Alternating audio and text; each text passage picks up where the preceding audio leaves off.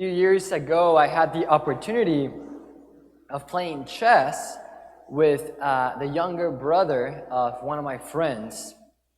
So at the time, I must have been maybe like 20 years old, and I think this kid, who I'll call Nick for the sake of just today's story, must have been maybe like 9 or 10, right? So he was a young little brother of my friend, and I was about 20 years old. And so we're playing chess. So when it was Nick's turn to make a move, you just kind of be quiet, think about what he wanted to do, and then he'd move whatever the piece he wanted to move.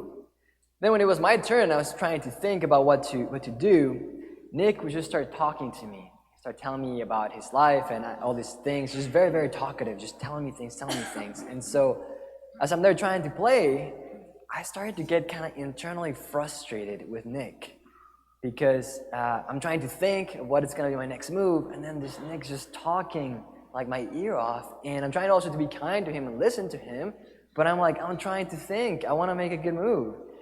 And in this tension of trying to play and listen to him, I started also making bad moves, and so I would get more frustrated, like, oh, I shouldn't have done that, but he's distracting me with all his talking. And anyway, I actually don't remember how the game finished. Maybe I erased it from my memory because I may have lost. But after the game, I remember just reflecting upon my experience of being just so frustrated during the game. And then started to think about how ridiculous I was being. If I had been playing with somebody my age and like the person was just trying to be annoying so that they would win, then okay, maybe. But Nick was just being innocent and maybe just found a space to be able to talk freely, and he wanted to be heard and listened to. And I was so focused in the chess game. I was just so focused in wanting to make good moves and winning against this 10-year-old when I was 20 that I lost sight of the bigger picture, right? I had so narrow of a focus, such a small vision, just looking at the chessboard, that I lost sight of something bigger that was in front of me, a bigger gift that was in front of me. I kind of lost perspective. And the gift that was being given to me at that time was the gift of a human person, the gift of Nick, who was wanting to share a little bit about his heart and his life, and I was not attentive to this gift. And it was a gift to me also of being able to love someone, to receive somebody, right? Which is the greatest thing a human person can do, to love, right? To give of ourselves. And so again, I was so narrow-minded, so narrow-focused, that I missed the bigger gift of being able to love that God was presenting to me. And it was right in front of my eyes. I think something similar happened to the rich man in the parable that we heard today from Jesus, right? Here's this rich man, so focused on just his life and living a life of comfort, right? He wants to have his fine clothes, or his purple clothes, because back then purple dye was really hard to come by, so really fine clothes, and he's dining sumptuously every day. He's just so focused on just himself, really, so self-focused in living a life of comfort that he loses sight of the bigger picture of what his life is really about. And there's this gift given to him every day right outside of the door of his home. The gift of this poor man named Lazarus.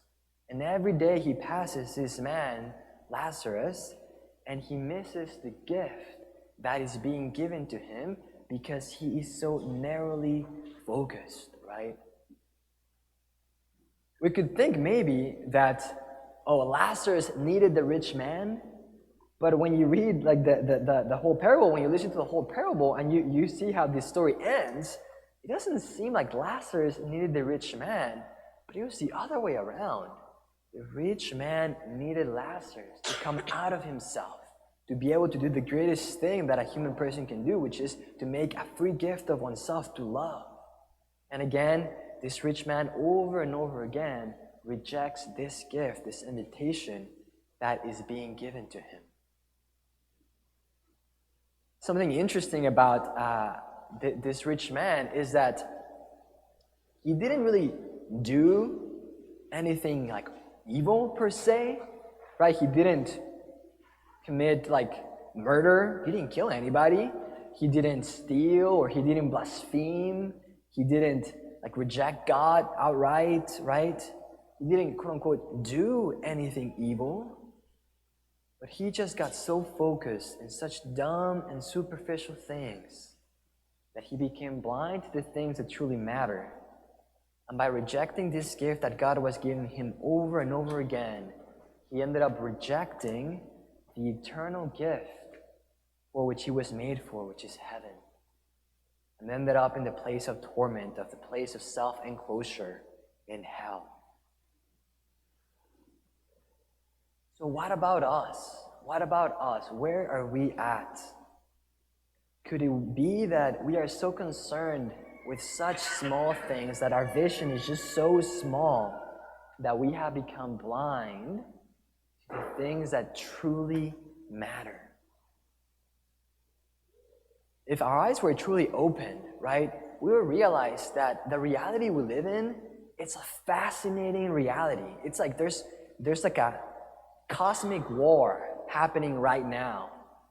There's a battle that's going. We were born into a battle, and it's a battle for souls. Like if we had eyes to see of what's going on really around us, we'd be aware not only of the physical, material things around us, but the spiritual realities around us. There's angels and demons all around us. We're in the midst of a battle for the salvation of humanity, the salvation of our own souls, and the salvation for those whom we love. This is our reality we live in. It's almost like we're in the midst of I don't know if you're familiar with Lord of the Rings. We're in the midst of a great cosmic battle that has our eternal destinies are being they're on the line, and the eternal destinies of those whom we love. But sometimes we get so caught up in just this small tasks that we forget, and we become blind to the bigger picture. Maybe we just go through our day okay, yeah, I wake up and I go to work and I take care of the kids and I, make sure I upload statuses on my social media and catch up with the shows that I watch and the sports that I watch. And then I go to bed and then I wake up and do the same thing over and over again. And I'm missing out on all these invitations that the Lord is giving me daily to encounter Him and to enter this bigger picture of this bigger battle where my soul and the destiny of my soul and those whom I love is being fought. Beautiful, beautiful invitation every day. The Lord is always looking for ways in the midst of our daily kind of worldly things, our work, whatever we're doing. He's inviting us always to encounter Him. We got to make sure that we're not blind to those invitations and that we say yes to these invitations of giving of ourselves to Him and to those around us. As we continue with Holy Mass, I invite you to ask the Lord to help you open your eyes. You become so narrow-focused that you're forgetting the bigger picture. Ask Him to heal your eyesight, that you may be able to see reality as it truly is, and that you may be able to lay hold of eternal life, that to which you are called.